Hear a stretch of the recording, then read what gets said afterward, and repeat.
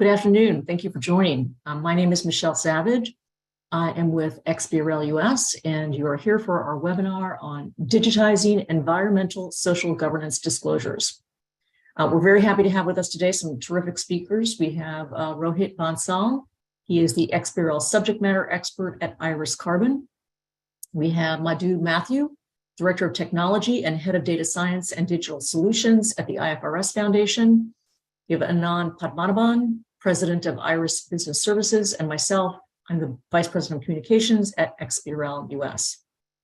As we go through our program today, just a few logistical points. If you have any kind of technical issues, please email us at support@xbrl.us, and we'll do our best to get you back online. If you have questions, feel free to post them into the Q&A chat that you see on, actually the Q&A, not the chat, that you see on your screen, and then we'll be able to take those questions at various points during the presentation. We are offering CPE credit for this program, so if you are interested in getting CPE, if you have registered or even if you have not indicated it when you registered, please be sure to respond to the CPE questions that we'll take at 2 different points during the program today. So let me just move on to the agenda. I'm going to kick off by talking just briefly about digitizing ESG data. We'll talk about some updates here in the United States, and then I'm going to turn it over to Madhu. Madhu is going to talk to us about the IFRS Sustainability Disclosure Taxonomy and some recent developments ongoing. We'll take a couple of CPE questions, and then we'll turn it over to Anand, who's going to talk about digital reporting for the Gap. We have a case study from the retailer The Gap, and we'll kind of walk you through that. And then Rohit will give us a demonstration of how to prepare data in XBRL format, that is ESG data. And finally, we'll close with some CPE questions. Okay, so just to get us started here, I just think it's helpful to think a little bit about what is digital ESG data. Rendering ESG data in fully machine-readable format requires ensuring that there is a single data dictionary and that it appropriately names each needed metrics along with any metadata that explains the meaning of an individual fact. So when you look at this example, here we're looking at greenhouse gas emissions. And for this particular fact reported, the 1071, we can look at the rows and columns. We know that this represents scope 1 greenhouse gas emissions for carbon dioxide. It's for the year 2021. So we can read it.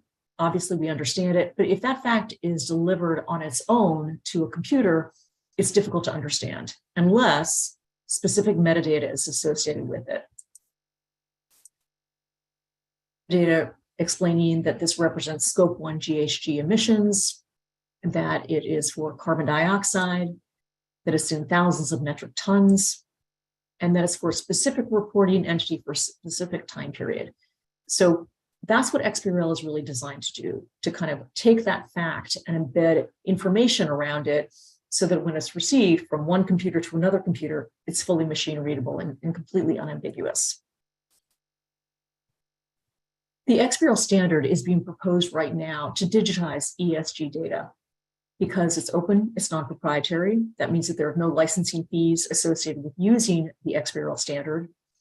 It can consistently capture this metadata so that we, in turn, get an unambiguous shared understanding both from the issuer creating the data to any kind of data intermediaries to the users of the data. And most importantly, it is already used today for financial statement reporting. Around the world, there are over 200 implementations of XBRL worldwide.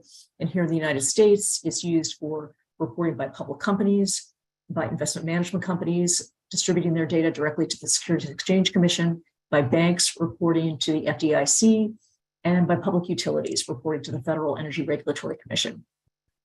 The reason it's important for ESG data to be structured similarly to financial statement data is because then the data can be commingled and more easily shared. It's also being adopted for global ESG reporting, and obviously we can hear more about that a little bit later. So a couple of years ago, we started looking into, what are the challenges with ESG data as it's reported today? And I think one of the biggest challenges that we found for issuers, particularly small filers and for those those entities that have not yet begun to collect climate-related data, like emissions data, is establishing the internal infrastructure to consistently and accurately collect this information. This has been one of the biggest challenges, and I think it will continue to be a big challenge for issuers going forward. One of the other challenges, both for the creators of the data and the users of the data, is that there has been many different ESG frameworks. And this makes it challenging for issuers to determine which is the appropriate framework to use. Should they use more than one? And then for issuers trying to sort out the data, for investors and analysts at the end of the day, trying to sort out the data and be able to consistently compare data from one entity to another, having multiple ESG frameworks has been very challenging. And that's a lot of the work, frankly, the IFRS Foundation has been doing, which is really going to help us improve this process. There's also a great variation between industries and geographies and differences in the size of the companies reporting. So being able to come up with a way of comparing all of these different companies has been very challenging. And this also makes it difficult for companies to tell their own story. They may have a different way that they need to convey the information than another public company that's reporting, and that somehow needs to be accommodated in standards. And finally, just on this page, there are a lot of different audiences for ESG data. We typically think about investors and analysts, but there are also employees, customers, clients, and regulators. These are all different audiences that need to access that data. So we often find that issuers feel the need to post data on their company website, maybe in their corporate SEC filings. It may be on a company intranet. So it's posted in lots of different locations, and ensuring the consistency and reliability of that data is a challenge. We also found that often ESG type data is presented in graphical depictions like this one that we see here. So this is looking at energy consumption, water consumption. And a graphical depiction is certainly very useful. However, it doesn't, or sometimes doesn't, provide concrete facts that allow the data to be pulled out and dropped into analytical models, which can be very important for an analyst who's trying to compare multiple entities and trying to draw some particular conclusions. And also, as I mentioned, commingling of ESG facts with other types of data, financial data in particular, is helpful to understand what's the impact of a particular climate event on the financial performance of a company. So we need to establish consistent metrics for comparability as well. There are lots of different units. Some people report in kilowatt hours or megawatt hours. And finally, and I think the most important, and I know this is something that the IFRS Foundation continues to focus on, is how to minimize the burden on reporting entities. This is a big ask. It's a lot of work that will need to be done to render data in digitized ESG format. So there's obviously been a lot going on worldwide. Here in the United States, the Securities and Exchange Commission published a request for comment in March of 2021. They received thousands of comments. There were 600 unique letters. There were 5,800 form letters that came from academics, accounting firms, investor groups, NGOs, climate advisors, law firms, investment management companies, standards organization, and even members of Congress. And in March of 2022, they published a proposed rule, which stated that it is following guidelines for the TCFD framework. The TCFD framework is something that's been accepted by many investors and registrants. It really has a goal to identify climate-related disclosures that can be consistent and reliably measured and conveyed. TCFD has been incorporated into many other climate frameworks. And the SEC is also basing their proposal on the Greenhouse Gas Protocol, which they name as the leading accounting and reporting standard for GHG emissions. This breaks emissions into scope 1, 2, and 3.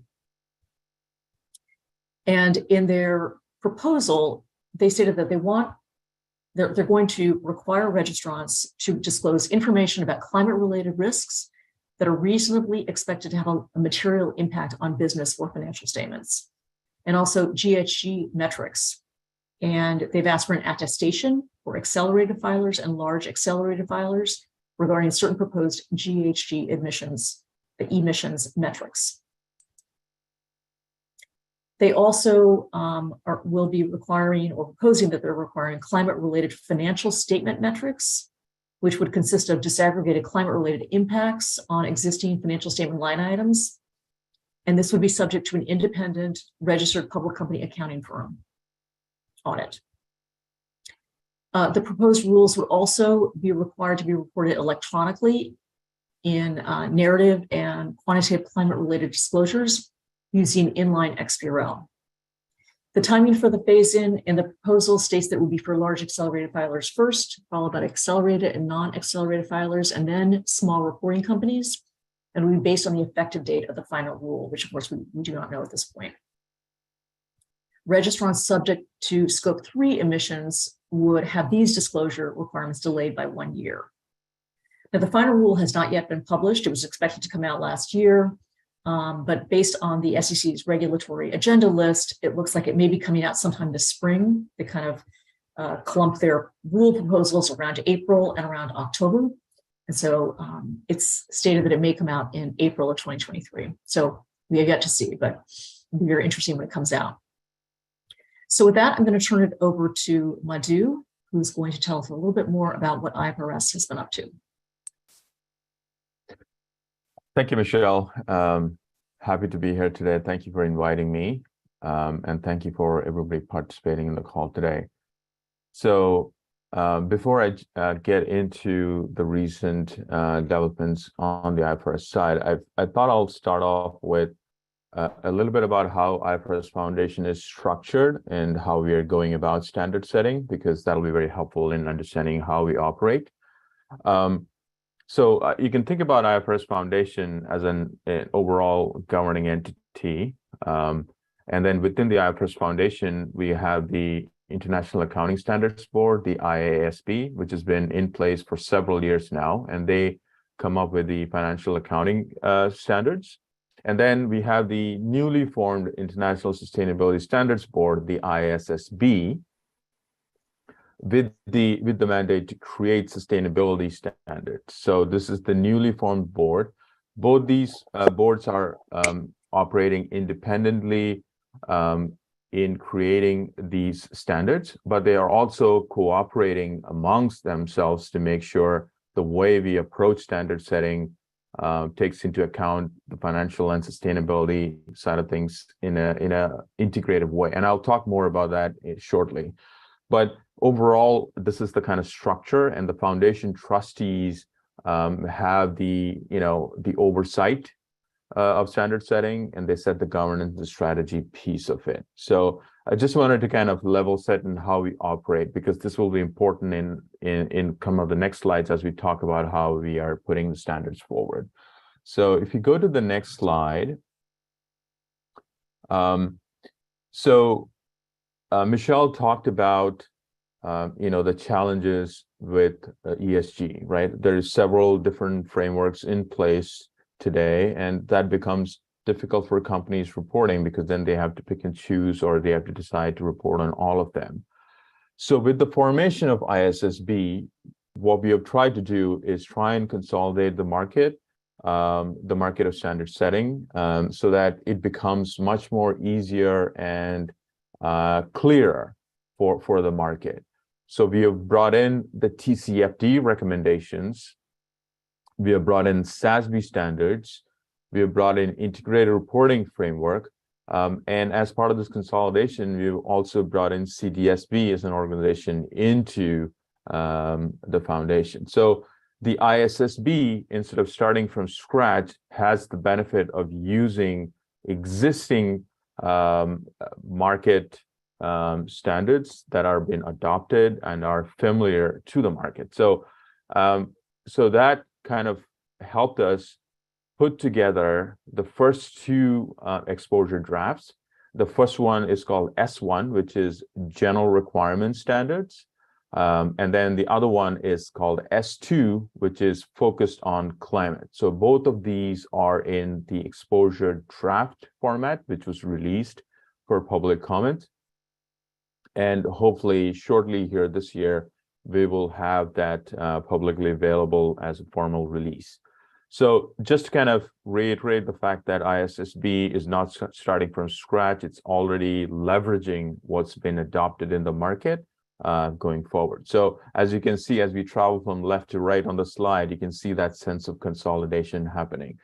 And as Michelle mentioned, TCFD has already been in the market for a while. There are 2,600 organizations who already expressed support for it.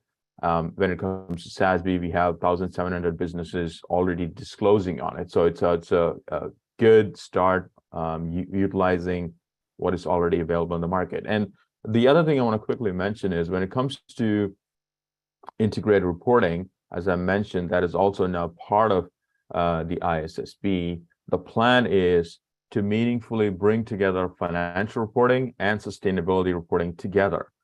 So that investors get that complete 360 view of a company's performance. So that's the intent, that's the future that we are trying to build here.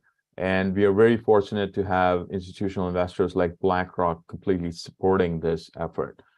So let me get into the details a little bit more in the next slide. So what is the key objectives here for ISSB when it comes to standard setting? Our hope is that we are able to come up with sustainability standards that are kind of like a globally applicable global baseline. So again, going back to the challenges that Michelle was mentioning, we want the standards to be globally applicable so that it simplifies the whole thing. And it can be applied whether a company is in the US or somewhere else. So that it's that common language that investors can use to make decisions. Again, the target audience for these standards are primarily the investors. And this standards provides a comprehensive way to report on that. And the intent of a global baseline is that you provide a robust starting point. And then for each jurisdiction, there might be additional things that they want or require companies to disclose on. So we build it in such a way that jurisdictions can add their specific requirements on top of this global baseline. So for example, SEC might come and say there are specific things we want, or Europe might say they might need additional specific things they want. By having this global baseline architecture, you could have that flexibility. So in the next slide, let me talk about some of the key milestones that have been hit and what do we expect going into the future. As you can see, 2022 was a very busy year with a lot of developments. I think the highlight was the fact that we were able to bring together the organization to consolidate. For example, like I said, CDSP, SASB standards, integrated reporting framework, all of them were successfully consolidated in. As part of that, we were able to release the S1 and S2 standards as exposure draft. We had a very robust public comment period, 1,400 plus comment letters that we've received. And at the moment, what we've done is we've analyzed those comments and are kind of in figuring out how best to incorporate those comments into our standards. So that's what's happening at the moment. But increasingly, what you're also seeing is that there's these global agreements or memorandum of understandings being put in place given the interest. So we now have a Frankfurt office, we now have a Montreal office, and late last year, we announced the MOU with China, where we are looking to build an office in Beijing as well. We had an MOU with GRI, so that both our organizations work together in a complementary way, that the ISSB standards and GRI standards are complementary in nature. We've had support from IOSCO as well as G20. So that is very, very encouraging. So that's been the year so far.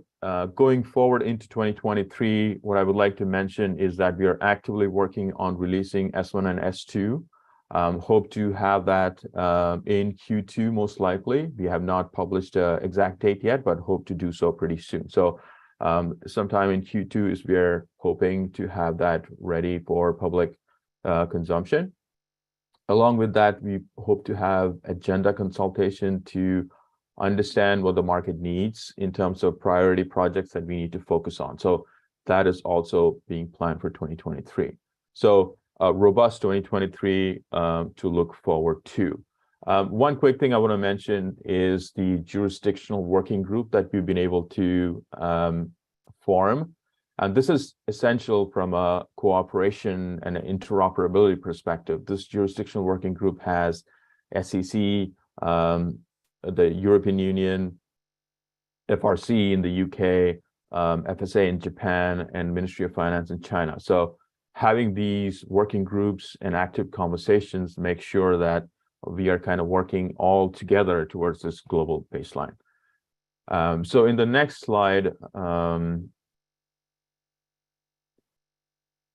I just want to show you how we kind of see the standards coming together.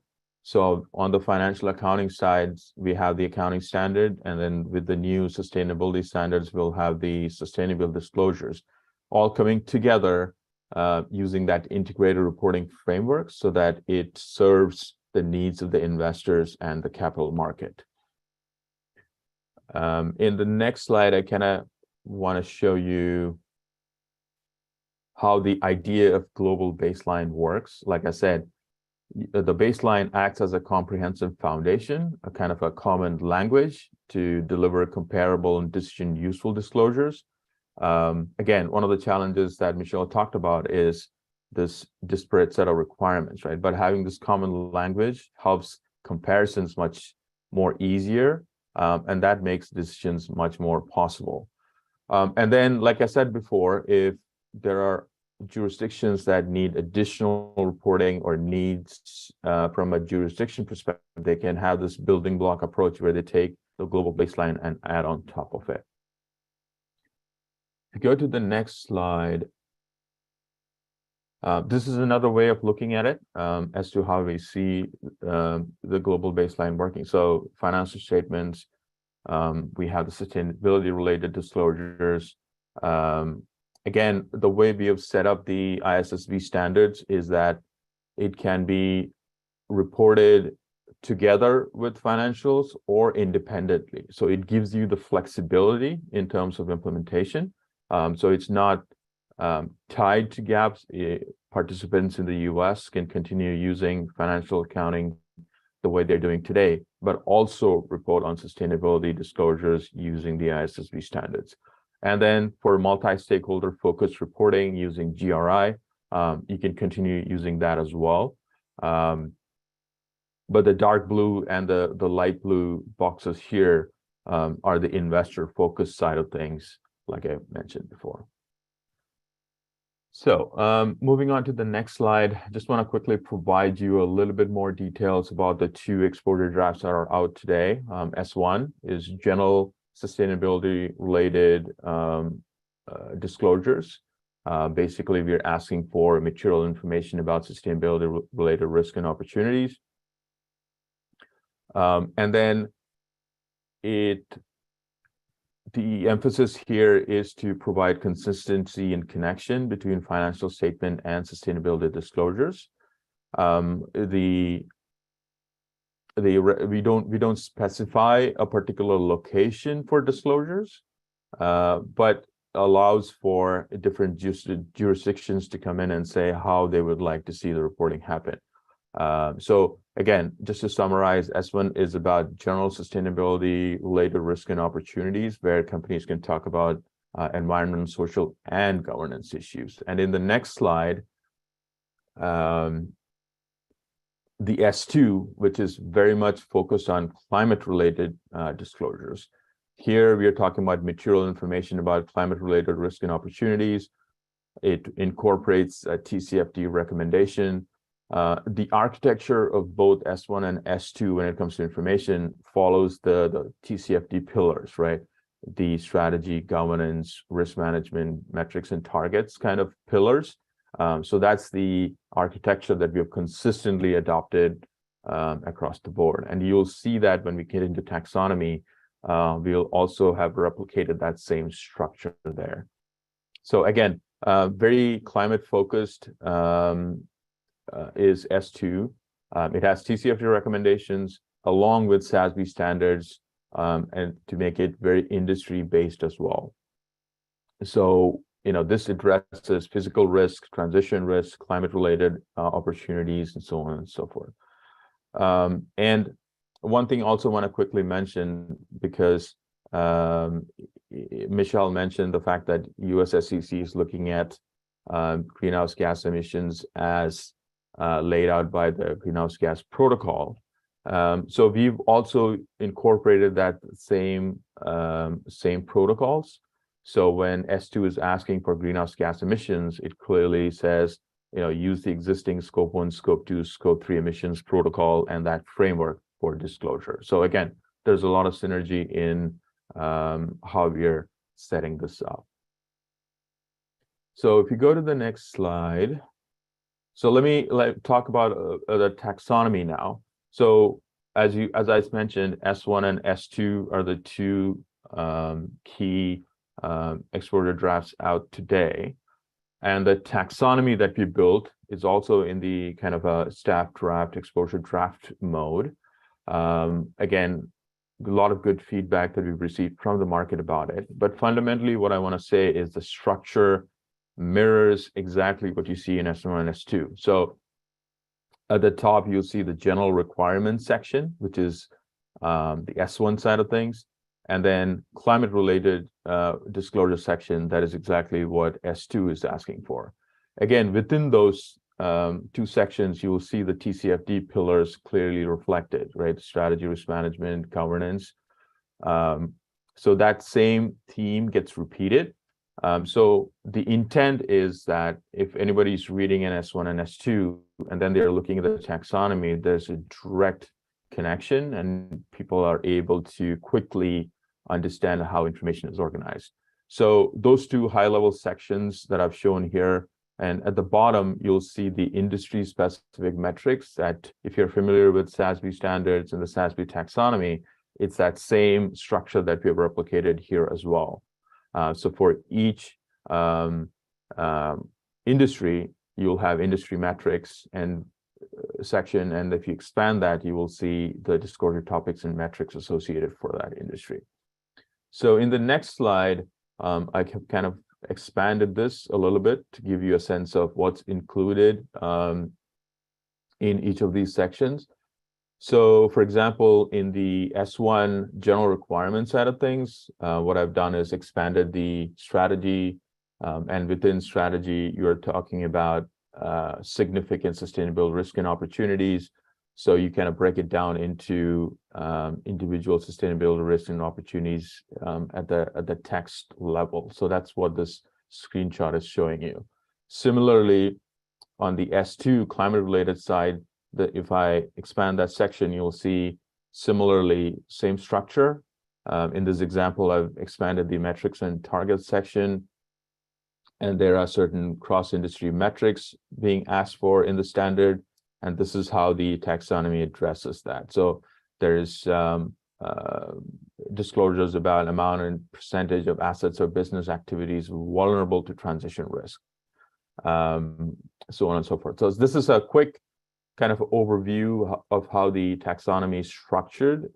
It's available for download today on our website. Again, the high-level message that I want to provide is that it's structured in a way that represents S1 and S2. We have kept the architecture of information so that it's easy to find the tags. And for somebody who is familiar with SASB in the past, it is very easy to kind of understand the structure and find the corresponding tags here in this taxonomy as well. So hopefully that was helpful. Now I'll transition back to Michelle for the next part of this webinar. Thank you, Madhu. Yeah, we have a couple questions. Maybe we could just take a few of these questions before we move on to CPE questions. The first question is about, could you please describe how individual jurisdictions can incorporate their own reporting rules taxonomy updates? Does taxonomy development necessarily mean further rulemaking to incorporate taxonomy updates? And I know this is kind of a complicated question, but if you could, possibly answer some part of that, maybe about how the layering of like kind of a base taxonomy and then taxonomies on top. Yeah, I think, Michelle, please jump in if I'm saying anything wrong here. One example of this would be the ESG taxonomy in EU, right? So what they have been able to do is take the IFRS based taxonomy when it comes to financial accounting, and they've been able to add on top of that. And that could be an example of how this goes about in the future, right? Anything you would add there, Michelle? No, I think that makes sense. I think, as you were saying, like, I imagine there'll be kind of a base taxonomy, and then like the SEC, the US SEC may have their own elements that they want included. And then other jurisdictions will have their another set of elements that may need to be included as well. But then everybody kind of uses the same set of core elements. That's as much as we can know at this point, obviously. Yeah. And then, another question we got is, will the SEC introduce their own XBRL taxonomy? If so, how will this be reconciled? Do you want to try to take that, Madhu, or do you want me to try to? So what I can say now is that we are actively, as part of the jurisdictional working group that I mentioned, we're having active conversations with the SEC about how to make sure we build a space so that it is, interoperable, and we're not adding reporting burden, right? So ultimately, being connected is important. So there are active conversations happening at the moment to try and figure out what is, most viable and what's the right path forward. Great, thank you.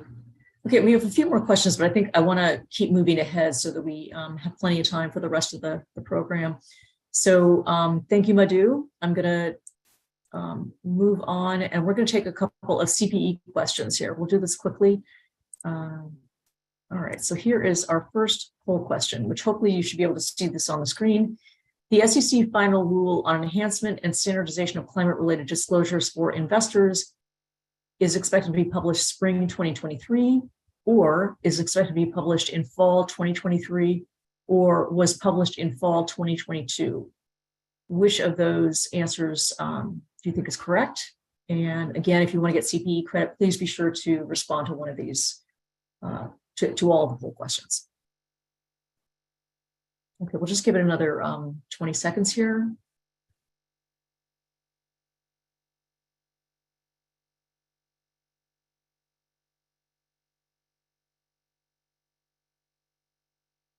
Just another 15 seconds.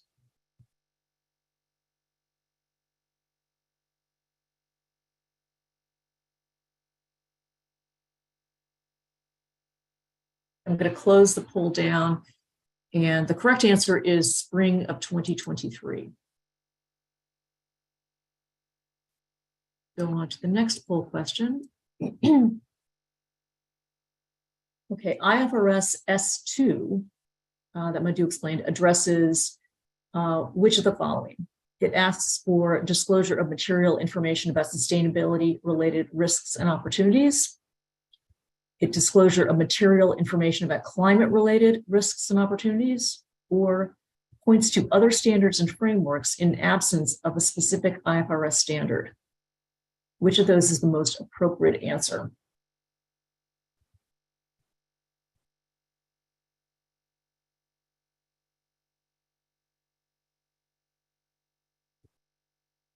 Just another 20 seconds here.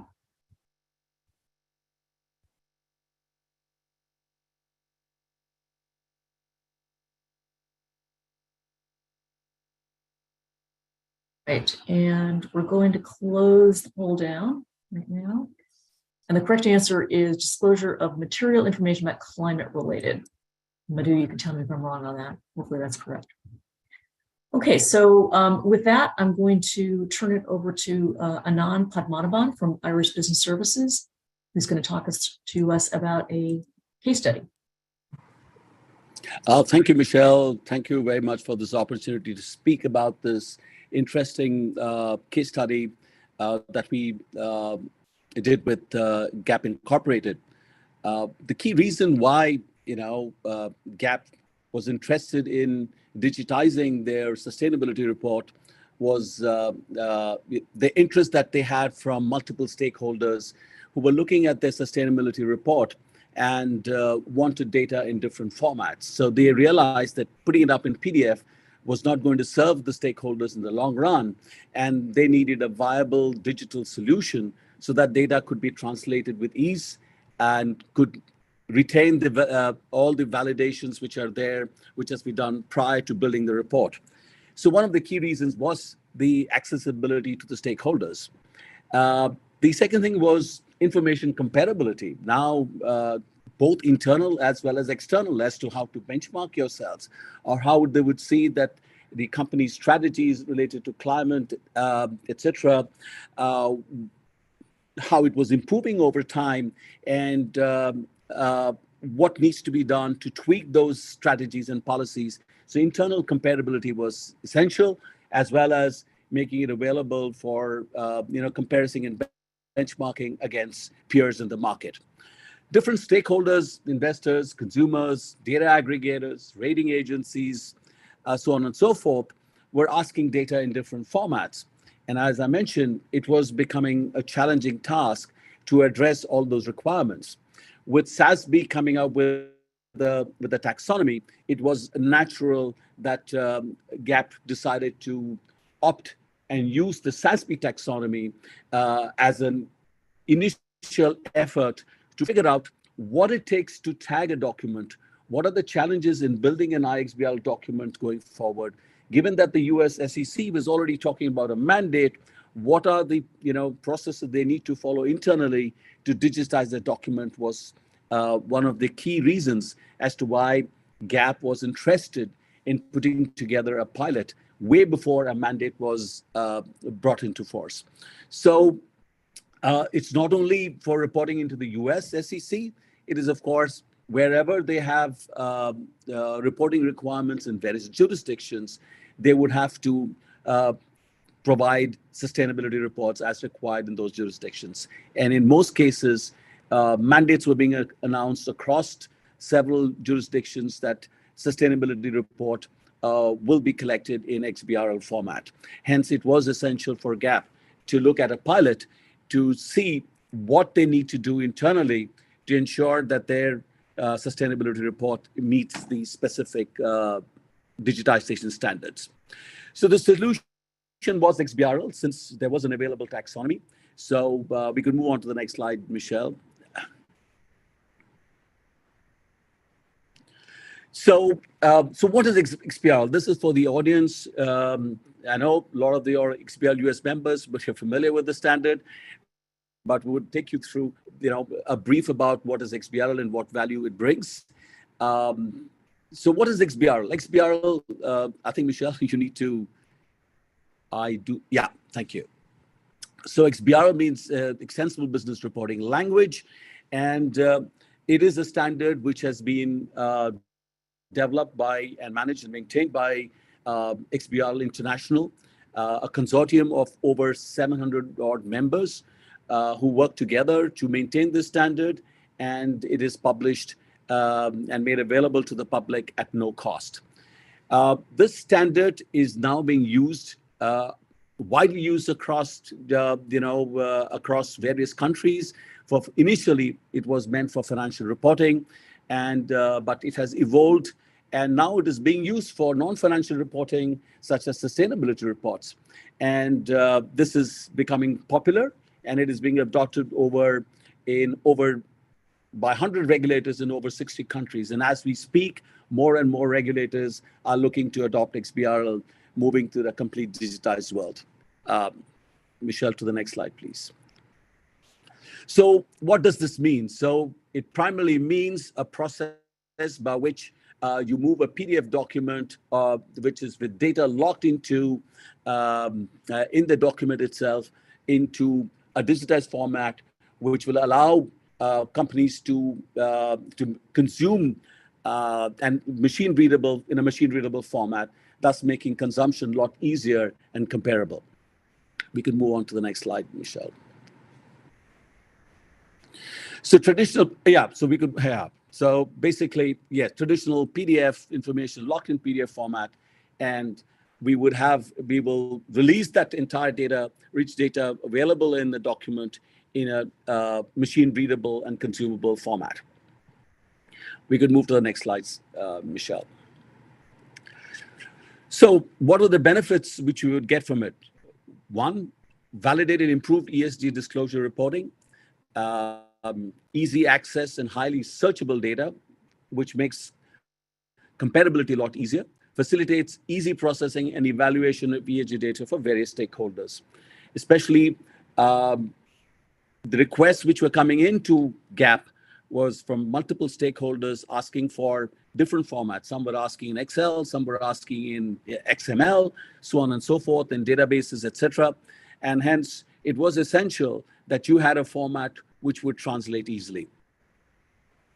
We could move to the next slide, Michelle. So what did we do with the approach that we took with GAP? First, once they were able to put together the sustainability report and make it available for digitization, we went ahead and first tagged the document using the 2020 SASB taxonomy.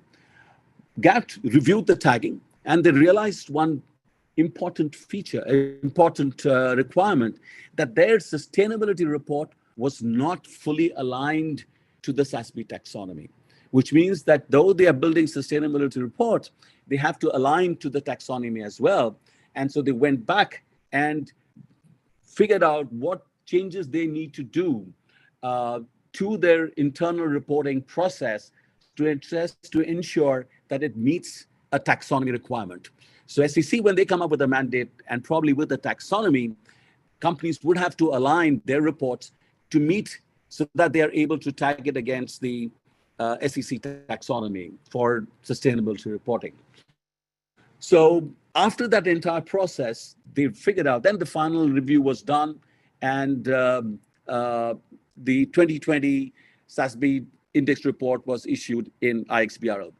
But the 2021 report, by that time, they'd already learned what needed to be done in building the sustainability reports and to align with the taxonomy. It did not take much time. We were able to tag, go through a review process, and make their entire report available in their corporate website. And if you access their website, you should be able to download their GAP's 2021 sustainability report in IXBRL based on the 2021 SASB index. Move to the next slide, Michelle. So what did GAP have to say after this experience? GAP Incorporated chose to make digital disclosure in XBRL to make its ESG report more accessible to various stakeholders. So what was important was providing it reports, the sustainability report to various stakeholders. Having that machine readable XBRL element is another way to ensure our disclosures are accessible to key stakeholders who are processing and evaluating our ESG performance. We believe it's important to make the information available in a usable, comparable, reliable, and importantly, accessible manner, and in a format where investors and stakeholders increasingly process information in the digital format. And this was a quote from Marvin Smith, who was the director of ESG with GAP Incorporated. And this was all in a process to ensure that the company was getting aligned to the mandates which were to be announced as we go forward. Thank you. Anand, thanks very much. We're now going to turn it over to Rohit, who I'm going to stop sharing my screen. And Rohit is going to begin giving us a demonstration of how you can actually perform this kind of tagging. Thank you so much, Michelle, for having me here and for this opportunity as well. I've just started to share my screen here, Michelle, if you can just confirm if you can see it. Yes, looks good. Thank you. Oh, perfect. Thank you. Thank you so much. So what you see right now on the screen is actually a platform which is being known as the RS Carbon as a solution. And what it does is it helps you to actually digitally tag your reports. So for today's session, what actually we did is we actually took the GAP INC's CDP report, so which is more on the report which reports around the information on the S2, which is on the climate disclosures. So in fact, what we can do is we can actually take an example of how an S2 or a disclosure in the S2 can actually be digitally tagged. So if you actually see here, if I just come down, what the company has reported is it has reported something called as a global scope 1 emissions, and they have reported in different categories. So if you see the very first table, it represents around the different types of gas in which they provide the emissions. So they have the emissions in the CO2, which is like the carbon dioxide, then we have the methane, then we have the nitrogen oxide. And if we talk about the second table, it's further classified based on the country and the regions, right? So now, if we actually need to tag this information digitally, what we need to do is we need to have a taxonomy by which the element can actually be associated. So here what we have is a taxonomy. So this is the same taxonomy which actually Madhu was actually talking about a little while ago, where we have the two specific disclosures. So the very first is around the S1, which is more on the general disclosures, being talking about the accessibility information. And whereas the second one is actually talks about the S2, which includes the information around the climate related disclosures, right? So if we actually talk about the climate related disclosures, and if you further open that, you actually see the same information around the TCFD, like the government strategy, risk management, and all that information pretty much you get on the S2 as well. And similarly, since we are talking about the global scope 1 emissions, we actually see the metrics and targets which the company has, or the company would like to report it in a digital way format. So if we just further drill down this metrics and targets, what we actually see is the cross-industry climate metrics. And under this, we will actually see something called as the greenhouse gas emissions. So of course, there are different gas emissions, including the scope 1, scope 2, scope 3. But what we are looking for is like a scope 1 emissions, which needs to be captured against this specific numbers. So in order to capture this information, what we need to do is simple. We just need to pick this specific concept, which says the gross scope 1 emissions, right? So this is the right concept which needs to be applied against these numbers. So what I will do is simple, just select this concept which needs to be applied. And if you see on the left-hand side, the numbers that needs to be applied is around these CO2, methane, and the nitrogen oxide. So simple, I just select these numbers. And apart from this, if you remember what even Michelle talked about in the early slides, says that if you need to capture or digitally tag any information, it's actually that there are 4 basic attributes which are required to be XBRL tagged. So first is, of course, the element or the concept that is being considered from the taxonomy. But the other 3 attributes which are required is actually a date. So there needs to be a date which needs to be applied for this specific report. Since the CDP report is talking about the financial year 2021, we will just pick the same date. And the other 2 attributes that are required to be tagged is a scale. Scale means whether a number is being reported in millions or billions or thousands or actuals.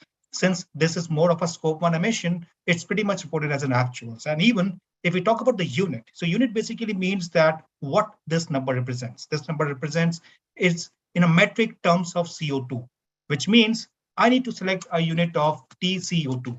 That is what the unit needs to be applied.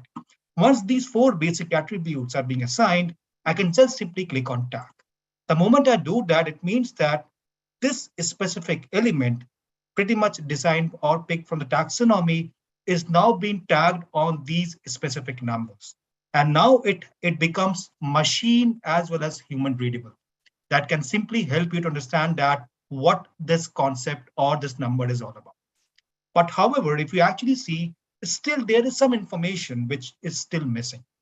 And that is pretty much related to the classifications that the company is reporting. So if we actually see, it's all greenhouse gas emissions. However, these are pretty much classified based on different types of gas and the different types of regions as well. So in order to comply that, or in order to meet that, what the taxonomy prefers is to provide you a recommendations on the axes and the domains which can be used. So if I just click on my own taxonomy, which is being built, I can just simply select that and I can provide the each number, the each classification of the access and domains. So what access and domains actually does is it helps you to classify the information based on what is being reported. Might be going to help you with example of a financial example, might be. Like if we talk about the equities, right? So we have different types of equity, which include the preferred stock, the common stock, the additional paid-in capital, the retained earnings, right?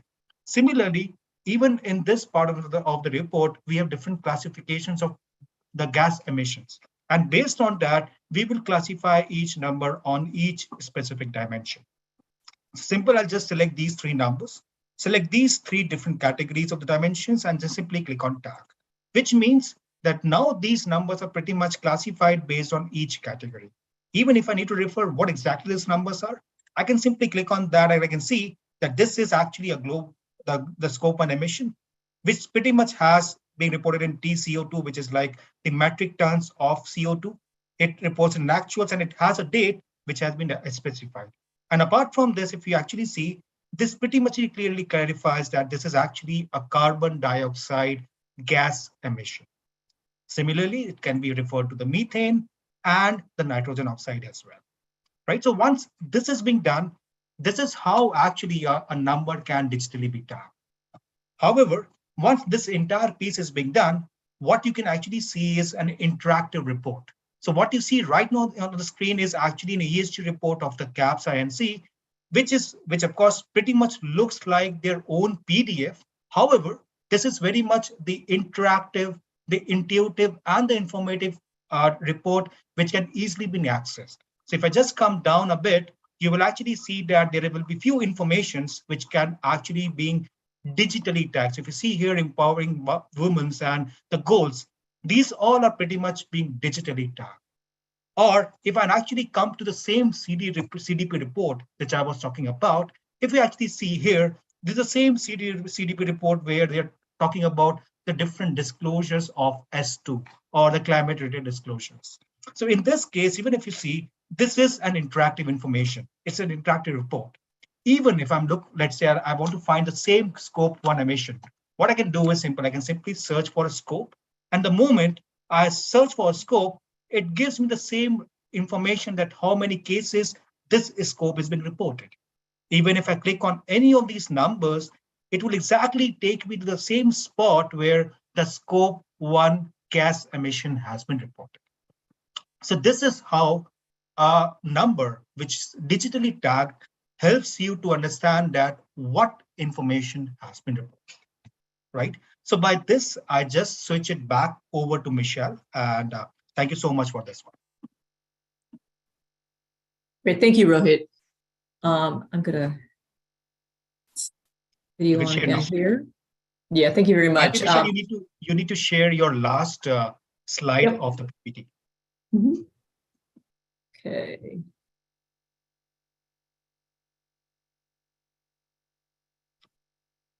The next one.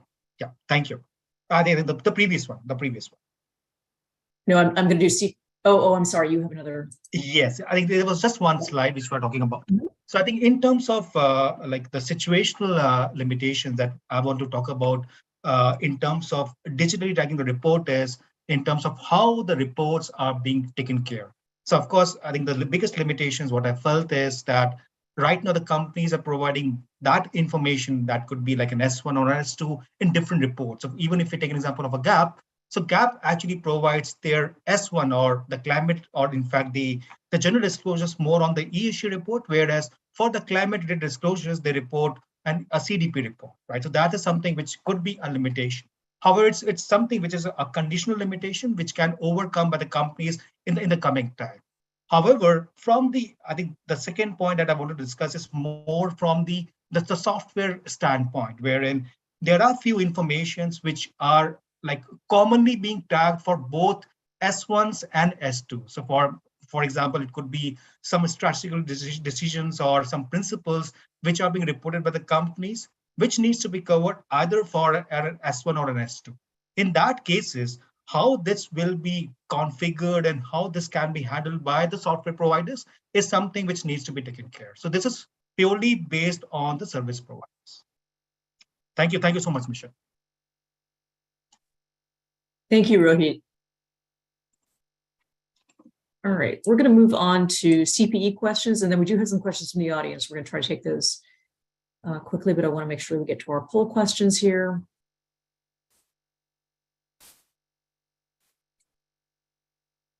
Okay, so this next poll question, which organization is responsible for sustainability standards? Is it the IFRS Foundation, the International Accounting Standards Board, or the International Sustainability Standards Board? Which of these three organizations is responsible for building those standards? All right, we're just going to take another 30 seconds or so here.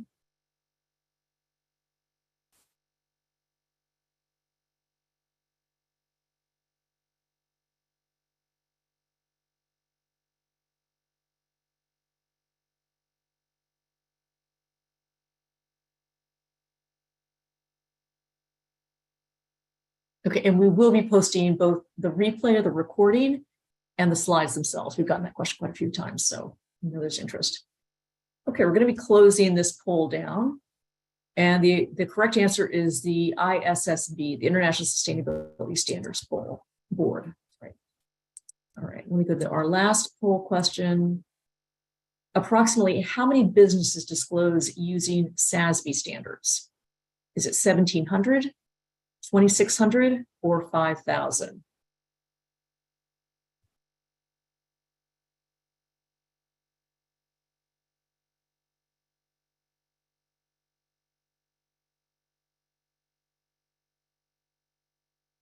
Okay, about another 30 seconds here.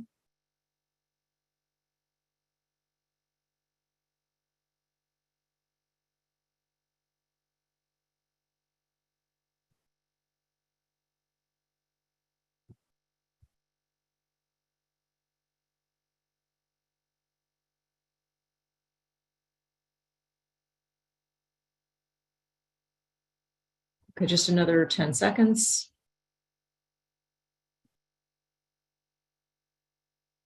And the correct answer to how many businesses disclose using SASB standards, the correct answer is 1,700. I'm going to close that down. Thank you very much for taking the polls. And now we'll go to a few questions that we've received. And I want to thank all of our speakers. They've been done a tremendous job here.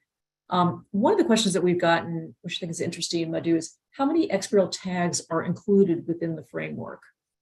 And I think there are also questions about how can they access the taxonomy itself? Is there a place where they can access it without having to have a specific application to do so?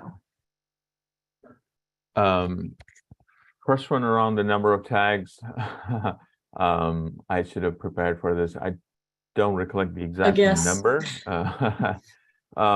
But if I were to take a rough guess, the core S1 and S2 side of things, probably we are looking at about 30 to 40 tags for S1 and S2.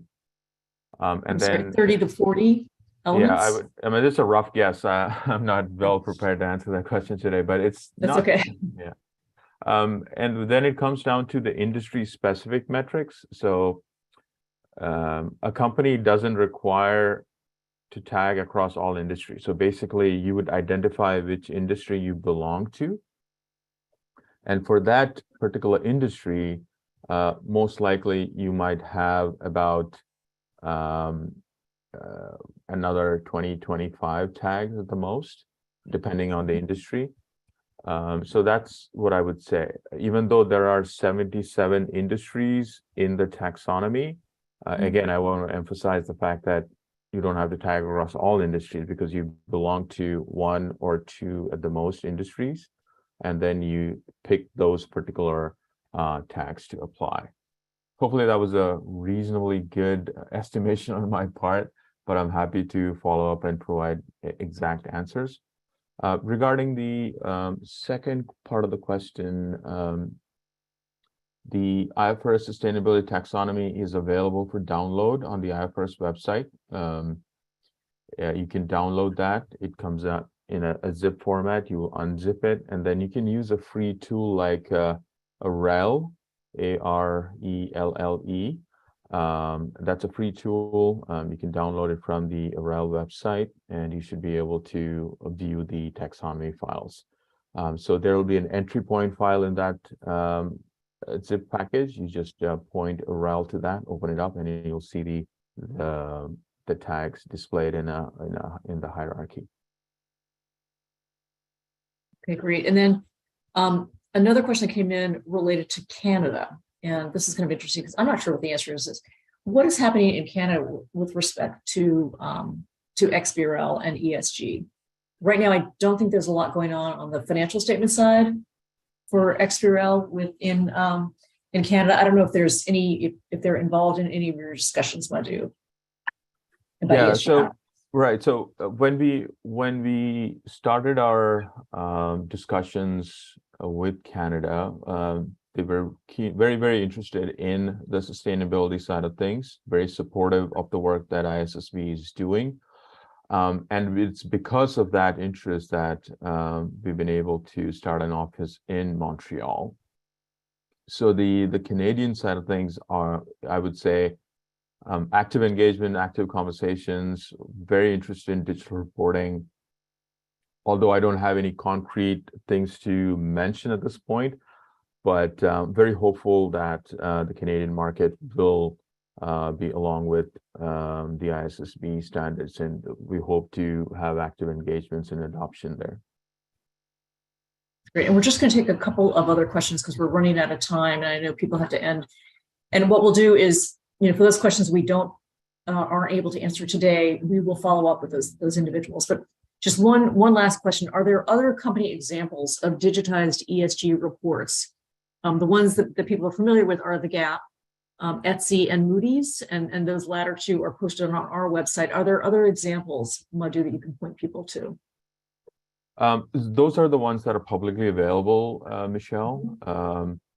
There have been other exercises involving companies, but it's largely been more internally focused because companies are interested in understanding what needs to be done. So it's more of a capacity building exploration kind of an effort. And those efforts have not resulted in a public disclosure, but the three that you mentioned are the ones that are publicly available now. Okay.